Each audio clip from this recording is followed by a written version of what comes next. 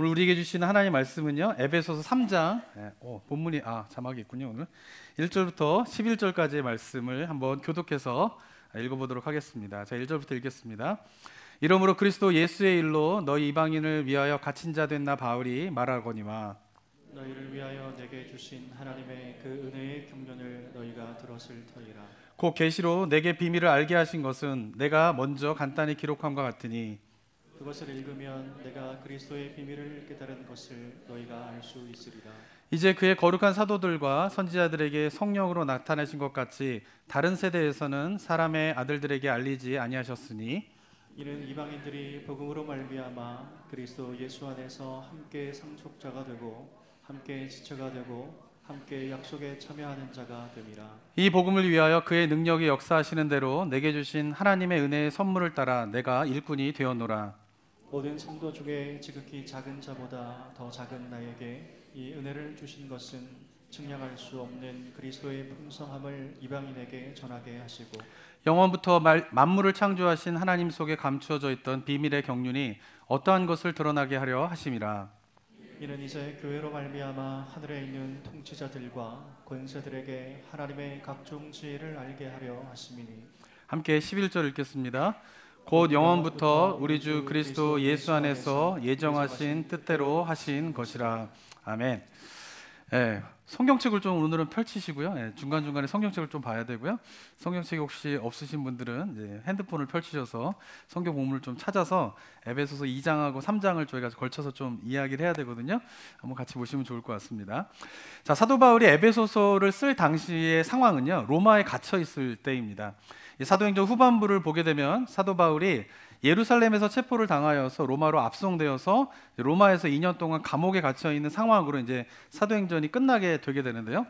이 죄수의 신분으로 이제 로마에 도착한 사도 바울은요, 2년 동안 가택 연금과 같은 이제 곳에서 이제 떠나지 못하고 그곳에 갇혀서 지내게 됩니다. 하지만은 여러 사람들이 왕래할 수 있는 자유권은 허락이 되었기 때문에 서신을 주고받을 수 있는 그런 상황에 있었던 것입니다. 그리고 난 이후에 이제 사도행전은 그렇게 사도 바울이 로마에서 이제 갇혀 있는 것을 딱 스토리가 끝나게 되는데, 이제 디모데서와 디도서를 보게 되면 그 이후에 사도 바울이 로마의 감옥에서 풀려나서 한 번 더 전도 여행을 한 것을 우리가 알 수 있습니다. 하지만은 로마에 사도 바울이 갇혀 있을 그 당시에는 사도 바울이 풀려날지 안 풀려날지를 알 수가 없었어요. 어쩌면 그 로마의 감옥에서 2년 동안 풀려나지 않고 그곳에서 순교를 당할 수 있는 상황에 사도 바울이 있었던 것입니다. 이 소식이 에베소 교인들에게 전해지게 됩니다. 근데 에베소 교인은 어떤 사람들이냐 하면은 사도 바울이 예루살렘에서 체포를 당하기 직전에 마지막으로 만났던 사람들이 누구냐 하면 에베소서 교회의 장로들이었어요. 그리고 자신들을 만나고 난 다음에 예루살렘으로 갔는데 들려오는 소식이 뭐냐면은 사도 바울이 로마로 죄수의 신분으로 호송을 당하여서 감옥에 있다, 이런 소식이 에베소 성도들에게 들려지게 된 것입니다. 에베소 지역은 사도 바울과 굉장히 밀접한 관련이 있는데요. 왜냐하면 사도 바울이 여러 지역을 사역했지만 가장 오래 사역을 한 곳이 바로 에베소 지역이에요. 3년 동안 그곳에서 사역을 했고, 또 마지막으로 사도 바울이 만난 사람들은 에베소 교회의 장로들이었기 때문에 이 에베소 교인들에게 사도 바울이 지금 로마의 감옥에 갇혀 있다라고 하는 소식은 굉장히 충격적인 사실로 들려오게 되었을 것입니다.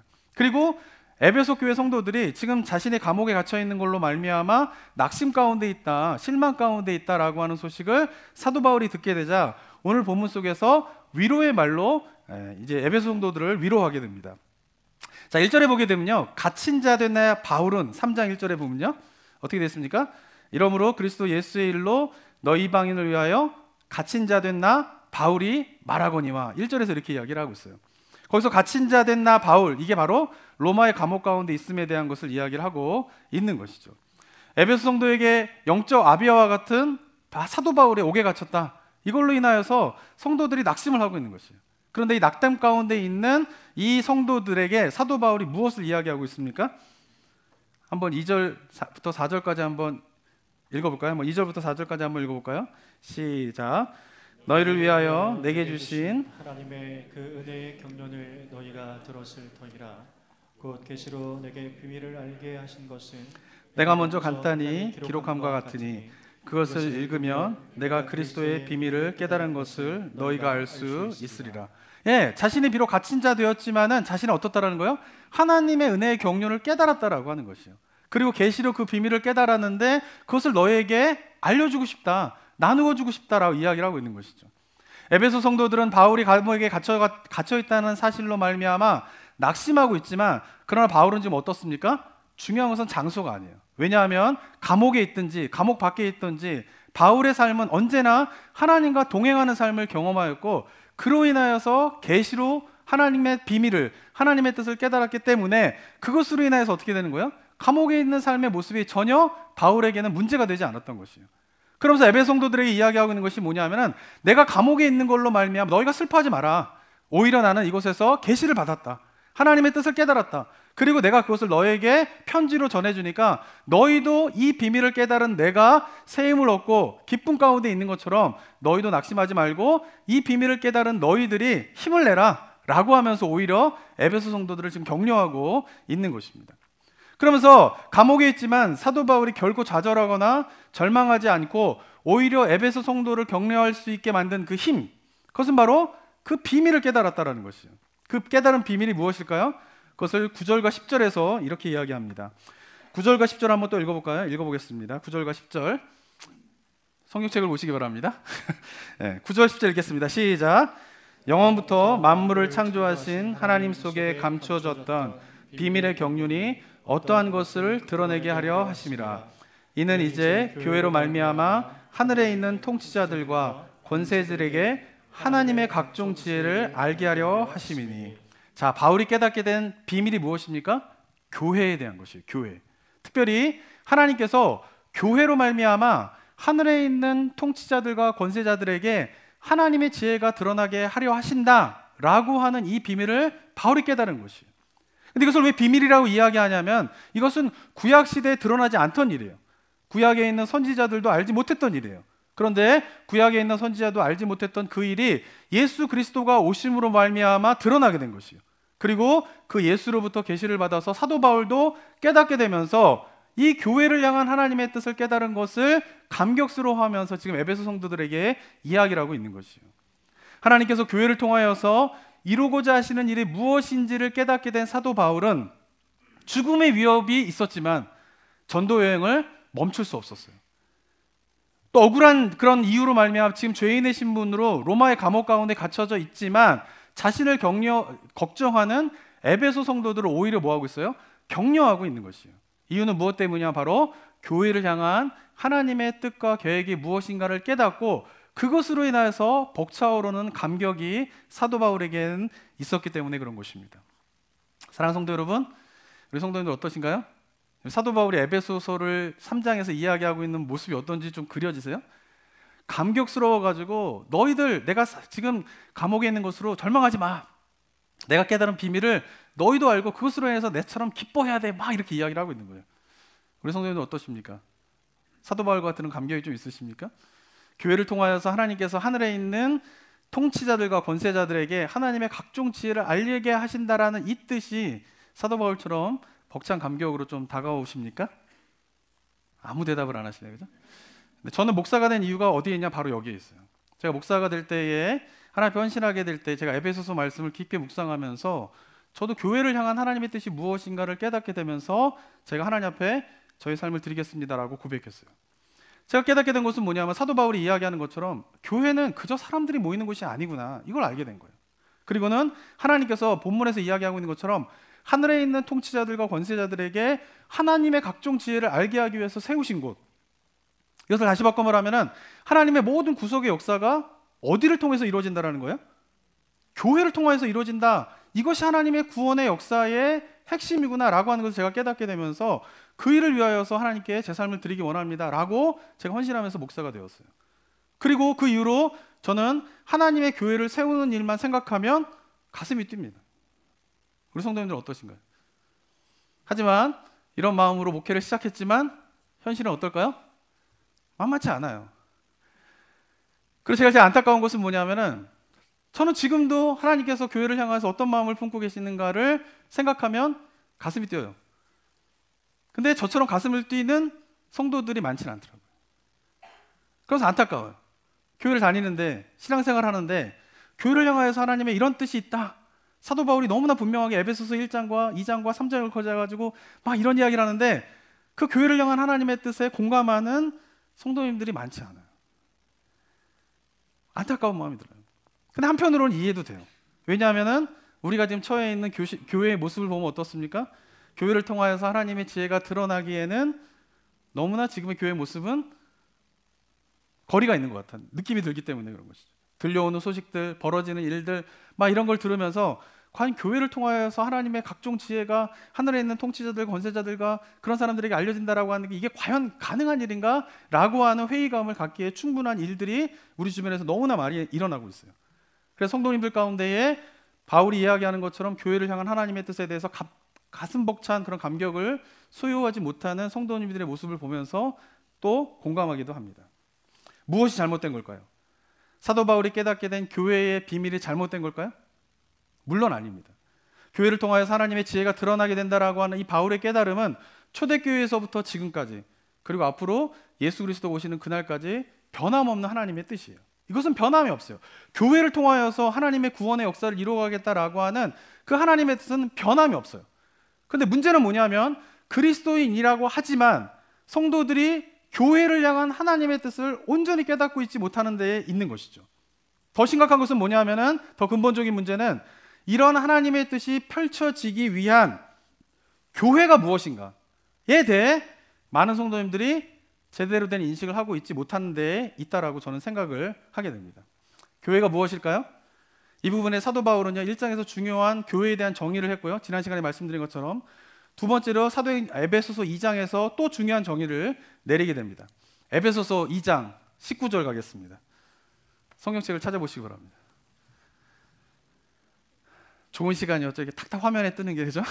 네, 찾지 않고 찾으셨나요? 네, 그럼 2장 19절부터 22절까지 한 목소리를 한번 읽어보겠습니다. 시작. 그러므로 이제부터 너희는 외인도 아니요 나그네도 아니요 오직 성도들과 동일한 시민이요 하나님의 권속이라. 너희는 사도들과 선지자들의 터 위에 세우심을 입은 자라. 그리스도 예수께서 친히 모퉁이 돌이 되셨느니라. 그의 안에서 건물마다 서로 연결하여 주 안에서 성전이 되어가고 너희도 성령 안에서 하나님이 거하실 초소가 되기 위하여 그리스도 예수 안에서 함께 지어져 가느니라. 네, 이것이 굉장히 중요한 사도 바울이 내리는 교회에 대한 정의입니다. 우리 성도님들은 교회하면 가장 먼저 떠오르는 단어가 무엇입니까? 제가 요즘에 궁금한 게 있으면 어디다 물어보죠? 네, 인공지능 AI에다 물어보면 다 대답해 줍니다. 나 한국에 이제 4박 5일 동안 갈 건데 4박 5일 동안 뭐 여행 스케줄 짜줄래? 그럼 AI가 쫙 짜줍니다. 아시나요? 챗 GPT라고 하는 인공지능 AI와 그다음 얼마 전에 구글에서 바드라고 하는 이제 인공지능이 딱 등장하게 되면서 뭐든지 물어봐도 돼요. 거기다 뭐 이거 알려드려도 되나 모르겠네. 오늘 주일 예배 내가 기도인데 기도문 좀 작성해 줄래? 그럼 기도문 작성해 줍니다. 심지어는 이번 주 부활절인데 부활절 설교 준비 좀 해줄래? AI가 해줄까요? 안 해줄까요? 해주더라고요. 오용되면 안 되겠죠, 그죠? 그래서 제가 교회가 무엇인가 이거에 대해서 챗GPT한테 물어봤습니다. 그래서 챗GPT가 교회에 대해서 이렇게 이야기합니다. 교회는 신앙생활의 중심지로서 예배, 성가대, 전도활동, 사회봉사 등 다양한 활동을 통해 신자들이 신앙적인 성장과 사회적인 연대를 이루는 장소입니다. 맞나요? 바드의 대답은 이렇습니다. 교회는 사람들이 하나님을 예배하고 기도하고 성경을 공부하고 서로 지원하고 세상을 변화시킬 수 있는 장소입니다. 그것은 사람들의 영적 성장을 추구하고 더 나은 사람이 되도록 도울 수 있는 안전하고 환영하는 공간입니다. 어떻습니까? 인공지능 AI가 이야기하는 교회의 정의가 맞습니까? 자, 챗GPT나 바드가 이야기하는 교회의 정의의 핵심이 뭘까요? 교회는 장소라는 거예요. 챗GPT도 교회는 마지막에 성장과 사회적인 연대를 이루는 장소입니다. 이렇게 이야기하고 있어요. 바드의 대답은 뭘까요? 교회는 이야기하다가 안전하고 환영하는 공간입니다. 그러니까 챗GPT에서 이야기하는 교회는 뭐예요? 장소예요. 근데 챗GPT가 막 스스로 생각해가지고 막 이런 걸 이야기하는 게 아니라 인공지능 AI는 뭐냐면 인터넷상에 있는 모든 정보들을 관련된 질문에 있는 모든 정보들을 다 수집을 해요. 빠른 시간에. 그래가지고 그것을 빠른 시간에 쫙 정리해가지고 대답을 쫙쫙쫙 해주는 거예요. 그렇다면 챗GPT나 이런 바드가 교회는 장소입니다, 교회는 공간입니다 라고 이야기하는 것을 볼 때에 인터넷상에 있는 모든 교회와 관련된 정보는 교회는 뭐라고 이야기하고 있는 거예요? 장소라는 거예요. 교회는 뭐예요? 공간이라고 이야기를 하고 있는 것이죠. 그리고 세상에 많은 사람들이 교회를 볼 때 교회는 장소이고 공간이다라고 이야기를 하고 있는 것이죠. 그런데 이러한 생각들이 한국에 있는 교회 성도님들 가운데에서도 굉장히 많이 있어요. 교회는 뭐예요? 예배당이에요. 이렇게 생각하는 경우가 되게 많이 있는 것이죠. 제가 예전에 중국에 단기 선교를 자주 간 적이 있습니다. 중국에 선교를 가게 되면은 이제 지하교회에 있는 성도님들을 만나게 되고 그 지하교회에 있는 이제 지도자들을 만나게 되는데 어떤 지도자 중에는요 어떤 사람을 만났냐면 제가 18살짜리 자매를 만났어요. 18살짜리 자매가 교회의 지도자예요. 영적인 지도자. 근데 더 놀라운 건 뭐냐면은 이 18살짜리 자매가 그동안 10개의 교회를 개척했다 그러는 거예요. 이 자매가 이제 제가 만난 곳은 이제 중국에 보면 서쪽에 있는 서안이라고 하는 곳인데 이 자매가 태어난 곳은 동쪽에 있는 베이징이에요. 그러니까 베이징에서부터 사역을 시작해가지고 쭉 서안으로 쭉 건너오면서 10개의 교회를 18살짜리 자매가 개척을 했다는 거예요. 근데 이 이야기를 한국에 계신 분들이 딱 듣게 되면 성도님들 들으면 에이 말도 안 돼 이렇게 생각을 해요. 믿어지십니까? 18살짜리 자매가 10개의 교회를 개척했다는 게 믿어지십니까? 잘 안 믿어져요. 왜냐하면 많은 성도님들이 이 이야기를 어떻게 듣냐 하면은 10개의 교회를 개척했다는 말을 예배당 10개를 지었다는 말로 들어요. 그러니까 18살짜리 자매가 10개의 예배당을 지었다고? 그건 말도 안 돼. 이렇게 받아들이는 경우가 많이 있다라고 하는 것이죠. 하지만 중국에서 18살 자매가 10개의 교회를 개척했다는 말은 무슨 말이냐면은 10개 지역에 예수님을 믿는 모임을 만들었다라고 하는 것이에요. 이것만으로도 굉장히 놀랍죠. 그러니까 보면은 제가 이제 느끼는 것이 뭐냐면은 중국에 있는 성도님들이 생각하는 교회와 한국에 있는 성도님들이 생각하는 교회가 다른 거예요. 중국에 있는 성도님들은 교회가 뭘까요? 사람들의 모임이에요. 모임. 그래서 그 모임을 뭐예요? 10군데 만들면 10개의 교회가 개척된 거예요. 그런데 우리나라 성도님들은 주로 어떻게 생각하냐면 10개의 교회를 개척했다라고 하는 말을 어떻게 많이들 생각하면 10개의 예배당을 지었다라고 하는 말로 생각하는 경우가 너무나 많은 것이죠. 왜? 교회를 예배당, 장소, 공간으로 생각하기 때문에 그런 것이에요. 저는 한국교회 문제가 여기 있지 않은가라는 생각을 해보게 됩니다. 한국교회는요 예배당을 교회라고 생각해요. 그리고 더 좋은 예배당을 짓는 것이 좋은 교회를 세우는 것이다 라고 생각합니다. 왜냐하면 예배당을 잘 지으면 사람들이 많이 온다고. 요즘의 논리가 그래요. 교회 예배당을 잘 지으면 빚을 내서라도 교회 예배당을 잘 지으면 어떻게 해요? 사람들이 많이 오면 예배당 그 건축 비용 다 빠진다라는 거예요. 그러면서 어떻게 해요? 좋은 예배당을 짓고 그곳에 사람들이 많이 모이면 좋은 교회가 돼버리는 것이죠. 그런데 그렇기 때문에 사회적으로 경제적으로 영향력 있는 분들이 교회 안에서도 중요한 역할을 합니다. 그분이 본어게인 크리스찬이냐 아니냐 크게 중요하지 않아요. 사회적으로 굉장히 중요한 역할을 하고 있고 경제적으로 중요한 역할을 하고 있는데 교회 출석을 잘하고 계시면 그런 분들이 어떻게 해요? 교회에 굉장히 중요한 핵심적인 역할로 자리 잡게 됩니다. 왜? 그런 분들의 힘이 있어야지 어떻게 해요? 좋은 예배당을 지을 수 있는 거예요. 좋은 예배당 뭐예요? 돈이 필요한 거예요. 그러면서 어떻게 돼요? 악순환이 계속되고 있는 거예요. 지난 30년 동안 한국교회의 모습을 보게 되면은 이런 악순환이 계속되고 있는 것이에요. 그래서 결국 지금 여러 가지 일들이 터지고 있잖아요, 한국교회. 그 여러 가지 일들이 터지고 있는 이것을 궁극적으로 거슬러 딱 내려가면 그 본질적인 거는 뭐가 있는지 아십니까? 돈 문제예요, 돈 문제. 그러니까 돈이 뭐예요? 교회를 운영하고 있는 그런 시스템이 돼버리고 있다라고 하는 것입니다. 제가 어쩌면 되게 과하게 이야기하고 있다라고 생각하실 수도 있겠지만은 실제로 교회 여러 가지 싸움과 분쟁들이 처음엔 명분으로 시작되는데 여러 가지 그럴싸한 명분으로 시작되는데 결국 따지고 보게 되면은 돈의 문제가 결국 그 마지막에 도달하게 되는 싸움의 본질이 거기에 있다라고 하는 것이죠. 이유가 무엇 때문일까요? 교회론이 잘못되어 있기 때문에 그렇다라고 하는 것입니다. 그러다 보니까 한국교회에서 나오는 여러 가지 이야기들을 듣게 되면 오늘 바울이 이야기하고 있는 것처럼 하늘에 있는 통치자들과 권세자들에게 하나님의 지혜가 드러나게 한다라고 하는 이 비밀이 뭐예요? 멀게만 느껴지게 되는 것이에요. 교회를 통하여서 하나님의 놀라운 구속 역사를 이루시겠다라고 하는 바울이 깨달은 그 비밀은 더 이상 한국교회에 있는 많은 성도님들에게 감격스러운 사실로 다가오고 있지 않다라고 하는 것입니다. 하지만 사도 바울은 교회가 뭐라고 이야기합니까? 다시 한번 2장 19절을 볼까요? 2장 19절에서 교회에 대한 이야기를 하는데 시작이 뭘로 이야기합니까? 그러므로 이제부터 너희는 20절에 보면요 뭘로 시작합니까? 너희는 사도들과 선지자들의 터 위에 세우심을 입은 자라. 21절에 보면 20절과 연관되어 있습니다. 너희는 그의 안에서 건물마다 서로 연결하여 주 안에서 너희가 성전이 되어가고, 22절에 보게 되면 너희도 성령 안에서 하나님이 거하실 처소가 되기 위하여 그리스도 예수 안에서 함께 지어져 가느니라. 사도 바울이 교회에 대한 이야기를 하는데 주어가 누구예요? 너희들이라는 거예요. 사람들이라는 거예요. 에베소 교회 성도들이라는 것이에요. 예수님께서 부활 승천하시기 전에는요, 하나님의 거하실 처소가 뭐예요? 성전이에요. 근데 그 성전은 어디에만 있었습니까? 예루살렘 성전에만 있었어요. 이때 하나님의 거하실 처소인 성전은 건물이에요. 이때는 그 건물이 맞아요. 그렇지만 예수 그리스도가 부활 승천하시고 난 이후에 하나님의 거하실 처소 성전은 뭐예요? 더 이상 건물이 아니라는 거예요. 누구입니까? 한 사람 한 사람이 뭐예요? 그리스도인 한 사람 한 사람이 하나님의 거하실 처소 성전 교회라고 분명히 이야기하고 있는 것입니다. 그래서 사도 바울이 19절부터 2장 19절부터 22절까지 교회에 대한 이야기를 할 때 계속 반복적으로 이야기하는 것은 너희는 이라는 것이에요. 너희가 지어지는 것이 뭐예요? 교회가 지어지는 것이라는 것이에요. 성경이 말하는 교회는 뭡니까? 사람들인 거예요. 그리스도인인 것이에요. 그리스도인이 바로 교회인 것입니다.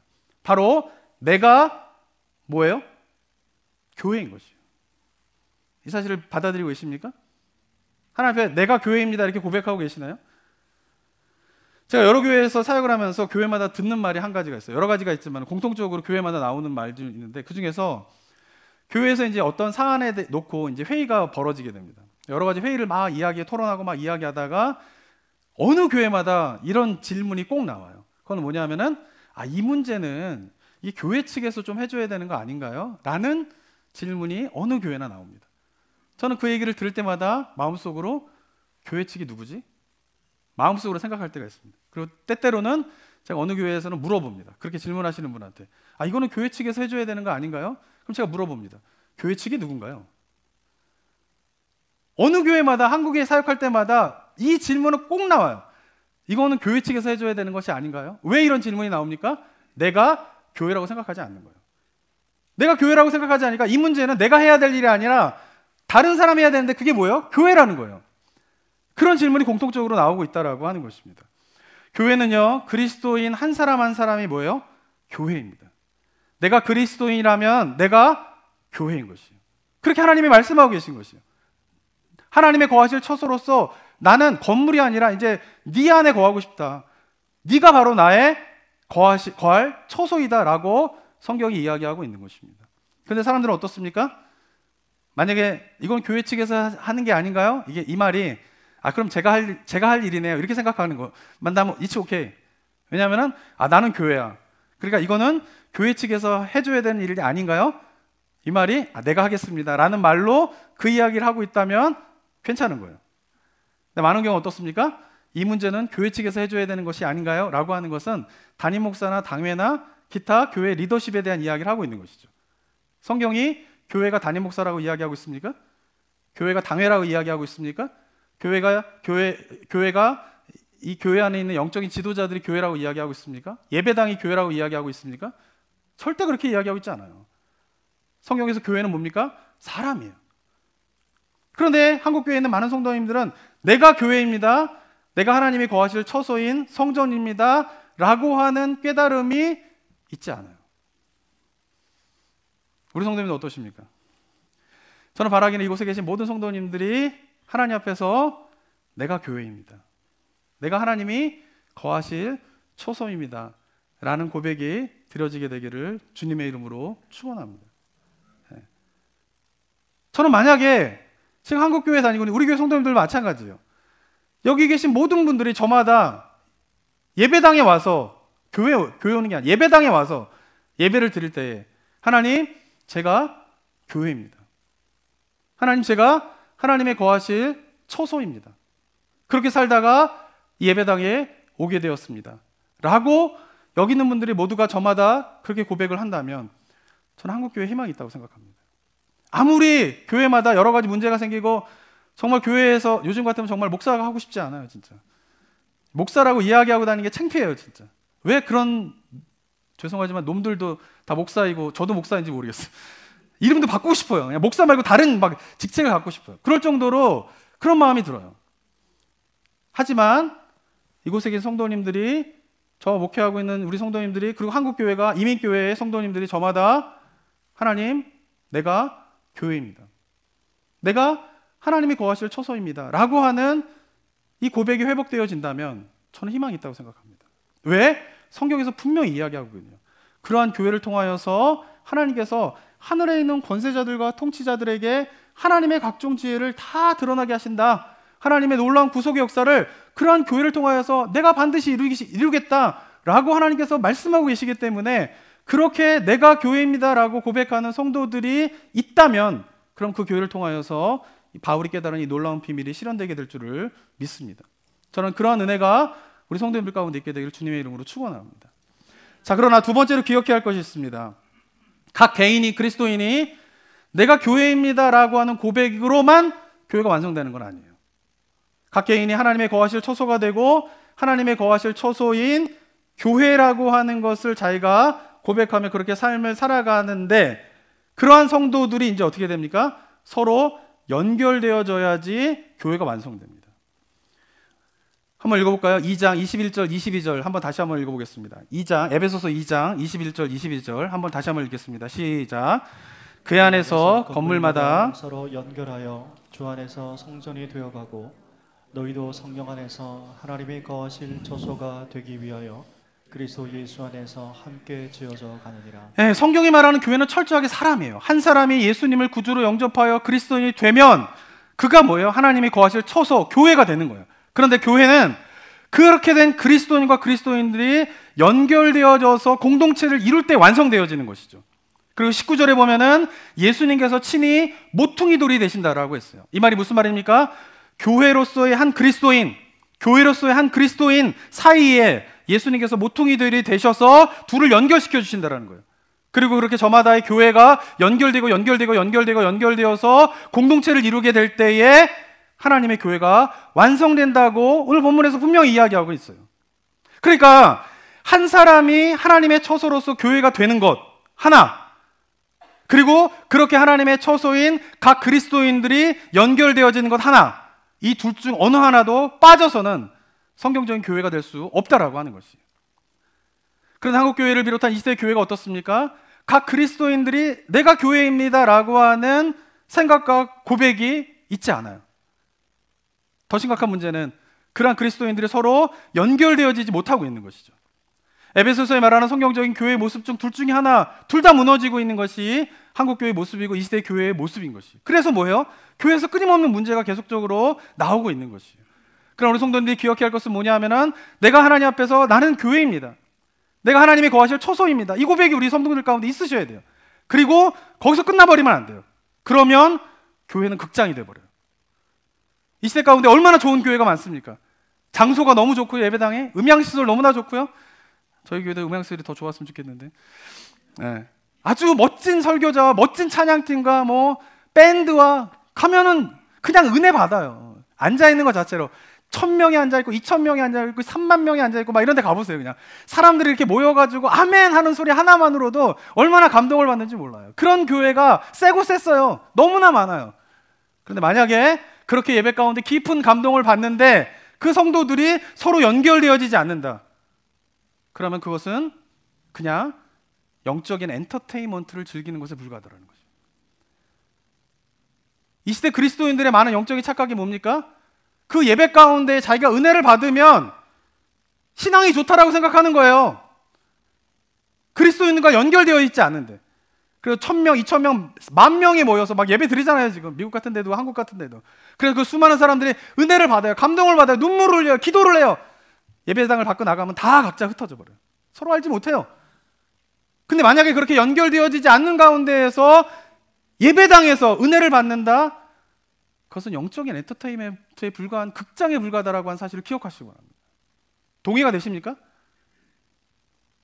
어떤 분들은요, 교회를 학원처럼 다니시는 분들이 계세요. 자기가 성경적인 지식을 너무나 알고 싶어요. 그래서 좋은 설교자의 설교를 들으면서 성경적인 지식을 깨닫는데 너무 기쁨을 가집니다. 교회마다 성경 공부 프로그램이 있어가지고 성경 공부에 참여하면서 성경에 관한 많은 지식들을 배우면서 기뻐하고 즐거워하고 있어요. 그런데 만약에 그렇게 성경적인 지식을 많이 깨닫고 그것에 대한 기쁨이 충만한데 성도들 간에 연결되어 있지 않다? 그럼 그것은 교회가 아니라 학원에 불과하다. 마치 인문학적인 지식을 탐구하면서 얼마나 기쁜지 아십니까? 미술사를 공부하면서 얼마나 기쁜지 아세요? 음악사를 공부하면서 얼마나 기쁜지 아세요? 그렇게 인문학적인 소양을 갖추면서 기쁨을 누리는 것과 별반 다르지 않다라고 하는 생각을 하지 못해요. 예배 가운데서 내가 은혜를 받으면 나는 뭐예요? 신앙생활 잘하고 있다. 하나님 잘 믿고 있다라는 거예요. 하나님이 나와 함께 하신다라고 생각하고 있는 것이죠. 하지만 기억해야 할 것이 있습니다. 성경이 말하는 교회의 생명력은 뭡니까? 사람이에요. 그리고 그 사람들이 연결되어지는 공동체성이에요. 이 공동체성이 교회의 생명력이라고 사도 바울은 외치고 있는 것이에요. 지금 본문에서. 그런데 이 시대의 교회가 어떻습니까? 그 공동체성을 잃어버리고 있는 것이에요. 그러다 보니까 코비드가 지나게 되면서 이상한 교회론이 나오는 거예요. 온라인 교회? 어디 성경에 그런 게 있습니까? 온라인 교회를 통하여서 은혜는 받죠. 라이브 스트리밍을 집에서 들으면서 은혜를 받습니다. 온라인에서 좋은 설교를 들으면서 은혜를 받아요. 근데 그게 교회입니까? 성경에서 어디 그렇게 이야기하고 있습니까? 연결되어지지 않으면 안 된다라는 거예요. 연결되어지지 않으면 교회가 아니라고 분명히 이야기하고 있잖아요. 그런데 온라인 교회를 저마다 교회들이 다 준비하고 있습니다. 미래지향적인 교회의 방향을 위하여서 우리가 온라인 교회로 가야 된다라고 이야기하는 교회들이 얼마나 많은지 몰라요. 가난한 성도라는 말이 나와요. 교회 안 나가는데 성도래요. 기준이 뭘까요? 자기 혼자 예배를 드리면서 온라인을 통하여 설교를 들으면서 은혜 받는다는 거예요. 그러니까 자기는 그리스도인이라는 것이죠. 그런데 교회를 안 나가는데 성도라는 거예요. 성경에 어디 그런 말이 있습니까? 성경에 어디 내가 은혜를 받으면 나는 그리스도인이라고 이야기하고 있습니다. 성경은 언제나 뭐예요? 연결되어져야 된다라고 이야기하고 있는 것이죠. 이런 사상들이 나오게 되는 것은 뭐냐면 교회가 점점 공동체성이 약해지는 가운데 있고, 그렇기 때문에 바울이 깨달은 이 비밀은 이 시대의 교회를 통해서 드러나고 있지 않은 것이에요. 사랑하는 성도 여러분, 사도 바울은 구원의 역사를 하나님께서 어떻게 이루실지에 대한 비밀을 깨닫고 감격스러워하고 있어요. 감옥에 있지만 그 감격스러운 이야기를 에베소 성도들에게 편지로 쓰게 되면서 너희들로 내가 감옥에 있는 것으로 하나 슬퍼하지 말고 내가 깨달은 이 비밀이 너희들도 깨닫게 되면서 이 비밀로 말미암아 너희가 기뻐해라, 즐거워해라, 그것으로 해서 너희가 새 힘을 얻어라 라고 외치고 있는 것이죠. 우리 성도님들 어떻습니까? 저는 이 비밀에, 저는 교회를 향하여 하나님의 뜻을 생각할 때마다 영적 흥분을 느껴요. 하나님의 지혜가 드러나는, 하나님의 구속의 역사가 드러나는 교회를 세우는 일만 생각하면 감격스러운 마음이 듭니다. 지금도요.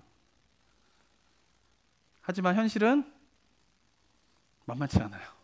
아까도 말씀드린 것처럼 다 때려치고 싶은 때가 한두 번이 아니에요. 현실을 보면 이게 가능할까? 근데 말씀을 보면 어때요? 하나님께서 그 일을 행하신대요. 기도를 하면 하나님께서 교회를 통하여서 하나님께서 이루고자 하는 것이 무엇인지를 저에게 알려주세요. 영적으로 기뻐요. 기도하는 가운데 하나님께서 그렇게 말씀하시는 걸 보게 되면 너무 마음 가운데 행복함이 있어요. 현실에 돌아오면 어떨까요? 그렇지 않으면서 좌절하게 돼요. 아마 여기 계신 성도님들도 대부분의 그런 경험이 있으실 거라고 생각합니다. 만약에 그런 갈등조차 없다면 심각한 거예요. 하지만 제가 기도하는 것은 뭐냐면은 아까도 말씀드린 것처럼 여기 계신 우리 성도님들이 저마다 내가 교회입니다, 내가 하나님이 거하실 처소입니다 라고 하는 이 고백이 회복되어지게 되면 저는 가능하다고 생각합니다. 우리 성도님들 어떠십니까? 동의가 되십니까? 그럼 해야 될 첫 번째 일은 뭘까요? 우리 성도님들 모두가 내가 교회입니다, 이 고백이 예배당 안에서만이 아니라 예배당 밖에서도 고백되어지는 삶이 되시기를 주님의 이름으로 축원하고 도전합니다. 그러기 위해서 뭐가 되셔야 돼요? 하나님과 매일같이 뭐 하셔야 돼요? 하나님이 거하셔야 돼요. 하나님이 거하실 처소잖아요. 교회는 뭐예요? 하나님이 거하실 처소인 거예요. 그러니까 매일매일 삶 속에서 하나님과 동행하는 거를 경험하셔야 돼요. 하나님과 함께 하시고 하나님께서 말씀하시고 하나님께서 이야기하시는 것들이 어떻게 해요? 들려져야 돼요. 그것이 경험되어져야 돼요. 그래야지 뭐예요? 하나님의 거하실 처소가 되는 거예요. 이게 안 되면 안 되는 거예요. 전 도전합니다. 오늘 이 시간에 우리 성도님들이 내가 교회입니다, 내가 하나님의 거하실 처소입니다 라고 하는 깨달음과 그런 소망이 있다라고 하면 이 시간 이후부터 하셔야 될 일이 있어요. 그것은 뭐냐 하면은 하나님과 매일 예배당 밖에서 이루어져야 돼요. 그것은 일상의 삶에서 하나님과 동행하는 것을 하셔야 돼요. 이게 안 되면 아무것도 아니에요. 진짜로. 제가 이런 이제 설교하실 때 이제 졸다가도 지금 잘 들으셔야 돼요. 설교를 할 때 이게 전체적인 맥락 속에서 제가 한 이야기 이걸 이해하셔야 되는데 이 맥락은 다 잘라먹고 제가 한 단어와 워딩만 가지고 이제 오해하시는 분들이 많은데, 사랑하는 성도 여러분, 만약에 여러분의 삶들 가운데 일상의 삶 현장에서 하나님과 동행하고 하나님의 사랑 안에 거하고 하나님의 사랑이 내 안에서 느껴지고 막 이런 것이 없는데 교회 봉사 백날 해도 소용없어요. 담임 목사를 굉장히 위험한 얘기하는 겁니다. 제가 지금 제가 해봐서 알아요. 제가 미친 듯이 사역한 때가 있어요.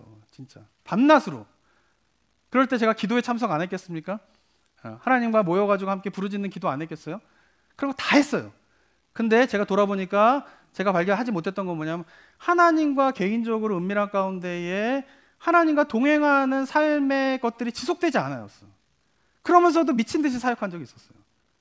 교회를 보게 되면은 그렇게 하나님과 동행하는 가운데 살아가는 삶이 있는 가운데에서 미친 듯이 사역하면요, 미친 듯이 봉사하면요, 그 삶에는 정말 놀라운 축복이 있습니다. 믿으시나요? 많은 분들이 교회를 위하여서 교회에서 여럿이 봉사하고 미친 듯이 사역하는데 많은 경우는 번아웃 돼요. 결국 교회 떠나요. 그런 분들 얼마나 많이 많은지 몰라요.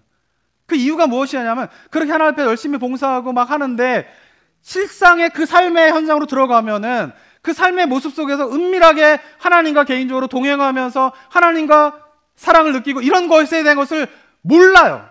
20년을 다녀도 30년을 다녀도 교회를 다녀도 그걸 몰라요. 그런 가운데서 그냥 교회 봉사 열심히 하면 신앙생활을 잘한다고 생각을 하게 되는 것이에요. 성경이 그렇게 이야기하고 있지 않잖아요. 성경에서 어떻게 이야기합니까? 교회는 누구라고요? 교회는 누구예요? 답을 모르세요 아직도? 교회는 누구입니까? 담임 목사예요? 우리가 아닙니다. 나예요. 교회가 누구입니까? 할 때까지 하겠습니다. 대답을. 교회가 누굽니까? 그러면 나는 뭐가 돼야 돼요? 하나님의 거하시는 처소가 돼야 돼요. 하나님의 거하는 처소는 예배당에서 이루어지는 게 아니라 예배당 밖에서 이루어져야 되는 것이죠. 그래서 우리 성도님들에게 도전합니다. 지금 10년을 20년, 30년 모태신앙 다 필요 없어요. 만약에 지금 나의 영적인 상태를 딱 직면할 때 내가 하나님과 매일같이 동행하면서 내가 하나님의 사랑을 느끼고 내가 하나님의 사랑 안에 거하고 머리가 아니라 내 영혼이 그것을 느끼면서 살아가고 있습니까? 아닙니까? 그게 없으면 하나님이 거하는 처소가 아닌 거예요. 하나님이 거하지 않는 거예요. 그럼 그 길을 향해서 우리가 좀 나아가야 된다라고 하는 것이에요. 제가 그래서 기도학교로 하려고 하는 이유도 거기에 있어요. 아무도 신청 안 하더라고요. 지난번에 좀 신청하셨는데 이번에 아무도 신청 안 하더라고요. 거기에 저는 뭐냐 하면은 제가 기도학교를 하는 이유도 소수로 모여야 돼요. 한 3명, 4명. 그래도 개인의 기도 생활이 어떤가를 듣는데 3시간, 4시간이 걸리더라고요. 정직해야 돼요. 내가 제대로 기도하고 있는가? 기도하면서 하나님 앞에서 내가 하나님을 느끼고 있는가? 내가 하나님 안에 거하고 있는가? 그런 거 없는 가운데에서 백날 신앙생활 합쳐 소용없다니까요. 제가 오늘 설교를 준비하면서 일주일 동안 얼마나 고민했는지 몰라요. 금요일, 토요일 때는 자다가도 새벽에 이 설교를 해야 될까 말아야 될까 막 본문에서 분명히 이야기하고 있는데 이런 이야기를 했을 때 얼마나 성도님들이 여기에 대해서 공감해 줄까? 제가 요즘에 큰 고민은 그거예요. 제가 하나님 안에서 되게 깨닫는 것이 너무나 많은데 막 이런 거를 설교로 나눴을 때 우리 성도님들이 얼마나 공감하실까? 이게 얼마나 도움이 될까? 막 이게 지금 담임 목사로서 설교자로서 큰 고민 중에 하나예요. 나한테 은혜되는 말을 전해야 되나? 아니면 성도님들한테 은혜되는 말을 내가 준비해야 되나? 오늘 본문의 말씀을 묵상하면서도 그랬어요. 고치고 기도하고 그래서 마지막으로 제가 우리 성도님들에게 드리고 싶은 설교의 결론은 이제부터 달라지셔야 된다. 만약에 지금까지 우리 성도님들 일상의 삶에서 개인적인 기도 생활 속에서 하나님을 깊이 체험하는 것이 있으셨다라고 하면 계속 그것을 누리세요. 그게 되면 사역이 즐겁습니다. 그게 되면 성도님들 만나는 게 즐겁습니다. 그게 되면 예배가 즐겁습니다. 그게 되면 직장 생활도 즐거워요. 그게 되면 애 키우는 것도 즐거워요. 그게 되면 남편도 사랑스러워요. 아내도 사랑스러워지는 거예요. 근데 그게 안 되면 아무리 교회를 열심히 해도 뭔가 공허함이 있는 거예요. 우리가 다 그걸 느끼잖아요, 지금. 그게 안 되면 목사로서 사역을 해도 목사가 공허해요. 목사가 공허해져요. 제가 그걸 경험해 봤잖아요. 그러면서 저도 그렇고 우리 성도님들도 그러고 하나님이 거하실 처소로서의 교회의 삶이 회복되어지지 않으면은 다 알잖아요. 오늘 한 얘기, 이 교회에서 뭐 오랫동안 다니신 분들은 솔직히 다 아시잖아요. 교회는 사람입니다. 교회는 건물이 아닙니다. 교회는 예배당이 아닙니다. 다 아시는 얘기잖아요. 근데 실제로 자기의 삶 가운데 직면했을 때 자기가 나의 삶이, 내 삶이 교회입니까? 하나님이 거하실 처소이세요? 한두 분은 아멘이라고 했으면 좋았을 텐데. 다음번에 제가 질문 드릴 때는 우리 성도들 모두가 네, 저는 하나님이 거하실 처소입니다. 내가 교회입니다. 좀 이렇게 자신 있게 이야기할 수 있는 삶의 모습이 우리 성도님들의 모습이 되었으면 좋겠습니다. 그것을 위해서 해야 될 일이 뭡니까? 개인 기도 시간을 깊이 가지세요. 개인 기도 시간 가운데에 정말 하나님을 깊이 체험하는 기도의 자리로 들어가세요. 거기서 하나님의 사랑을 느끼고 경험하고, 제가 우리 성도님들마다, 제가 새벽 예배 때마다 우리 성도님을 위해서 기도하는 제목이 이거예요. 하나님의 사랑을 체험하는 성도님을 되게 해주시고, 그게 되면 다 해결되다. 그게 안 되니까 지금 교회에서 계속 문제가 일어나는 거예요. 그게 안 되니까 지금 성도들마다 자꾸 다툼이 일어나는 거예요. 그게 안 되니까 자꾸 목회자들이 타락하는 거예요. 근데 그게 되면 다 돼요. 그래서 우리 성도님들이 정말 이 시간 이후부터 하나님이 거하실 처소로서 내가 교회입니다. 내가 하나님이 거하신 처소입니다.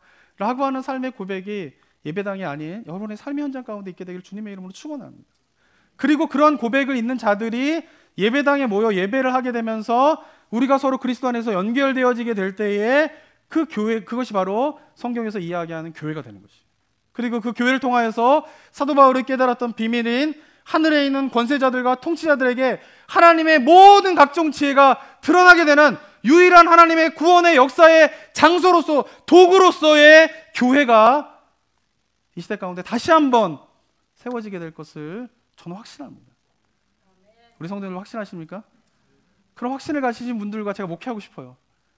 그런 확신을 가지고 교회를 위하여 정말 하나님의 뜻이 이루어지는 그런 교회를 향하여서 우리가 나아가게 되는 그런 삶의 모습이, 교회의 모습이 우리 성도님들 되시길 주님의 이름으로 축원합니다.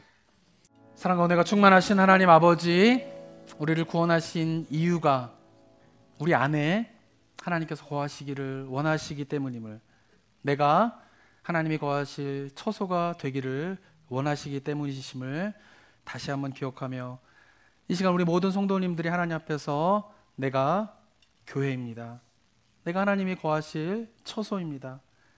이 고백이 일상의 삶에서 드려지는 고백되게 하여 주시옵소서. 그렇게 내가 하나님을 바라고 즐거워하고 하나님의 사랑 안에 내가 머물게 되면서 나의 영혼의 아픔들이 회복되어지게 되고 나의 상처들이 치유되게 되어지며 깨어졌던 관계들이 다 회복되어지게 되는 놀라운 은혜가 우리 성도님들 삶 가운데 임할 수 있도록 주님 도와 주시옵소서. 그것을 방해하는 어떤 것도 다 제거해버리고 은밀한 가운데에 각자의 개인의 기도의 시간을 통하여서 하나님을 간절히 구하는 우리 성도님들의 기도 가운데 주님 역사해 주셔서 만나주시고 거부할 수 없는 하나님의 사랑을 체험하는 은혜가 이곳에 계신 모든 성도님들 가운데 임할 수 있도록 주여 함께하여 주시옵소서. 그리하여서 주일마다 예배로 모일 때마다 하나님, 내가 하나님의 거하실 처소 교회입니다 라는 고백이 드려지게 되고, 그런 성도들이 모여서 그리스도가 친히 모퉁이 돌이 되셔서 그 그리스도인들 교회를 서로 연결되어지게 되면서 하나님의 교회가 세워지게 되는 아름다운 일이 이곳에서 일어나게 하여 주시옵소서. 이민교회의 많은 교회 가운데 일어나게 하여 주시옵소서. 한국교회 가운데 일어나게 하여 주시옵소서. 온 세계 가운데에 교회가 그렇게 하나님 앞에서 성경적인 온전한 교회의 모습으로 세워지는 은혜가 있을 수 있도록 주님 도와 주시옵소서. 그래서 사도 바울이 깨달은 비밀, 교회를 통하여서 하늘에 있는 권세자들이나 통치자들에게 하나님의 놀라운 지혜를 드러내기를 원하신다라고 하는 이 비밀이 교회를 통하여서 이 시대 가운데에 우리가 목도할 수 있는, 목격할 수 있는 그런 은혜가 있을 수 있도록 다시 한번 이 세대 가운데에 부흥의 역사를 허락하여 주시옵소서. 은혜 감사드리며 예수 그리스도의 이름으로 기도드립니다. 아멘.